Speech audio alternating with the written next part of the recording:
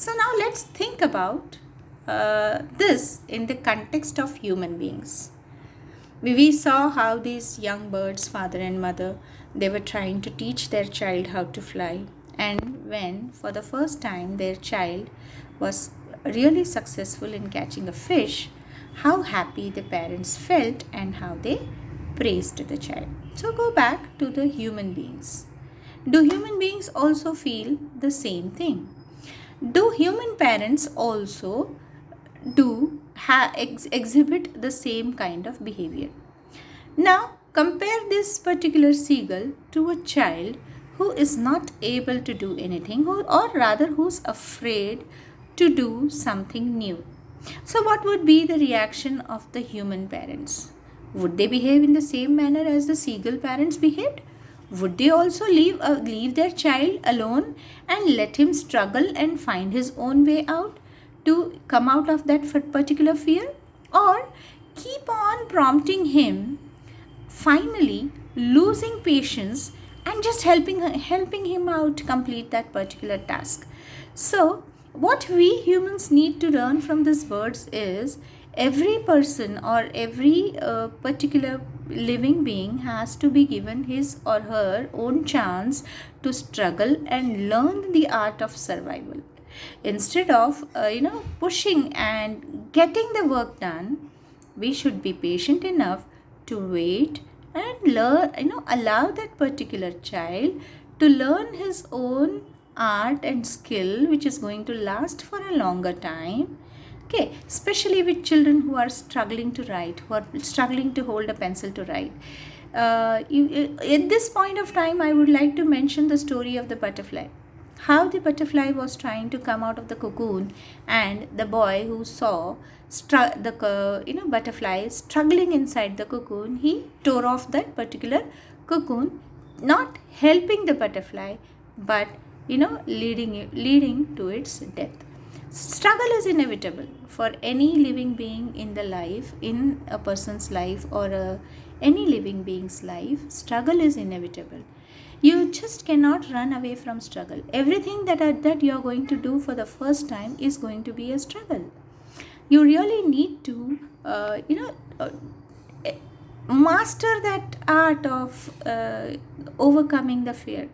May it be learning to swim for the first time, learning to drive, learning to ride. Right from the first step that the baby takes is a struggle.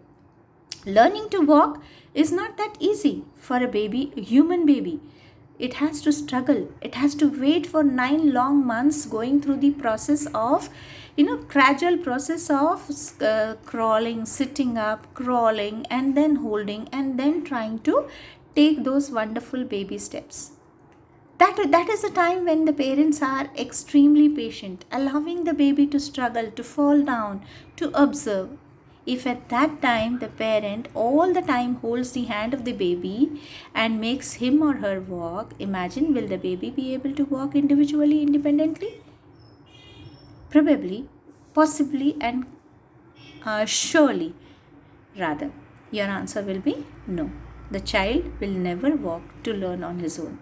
So, the parents also should be as patient as they were when their child took their first baby steps, to allow the child to struggle, to find his own way out, rather than imposing about the child their own, age old learned ways. Maybe the child will come up with a different idea. Like the seagull, he's waiting. The parent is not bothered. The seagull has not had anything, not eaten anything since the last nightfall. Still, the parents are not worried.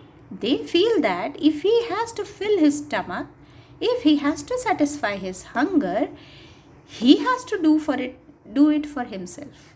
How long are the parents going to help him? So a similar kind of, there are a lot of things which we can learn from nature, from the birds and animals, how they make their children independent. Rather, human beings, they are blessed with an intelligent brain. They are blessed with an ability to talk, to communicate very effectively. Still, they are scared and they don't have that courage to allow their child to struggle and come over the fear. If all of us we learn to be like these seagull parents, most of the problems in our lives will not exist. Because if we fight for something and we achieve success in it, that success lasts for a longer time rather than getting success from some ready made solutions given by people.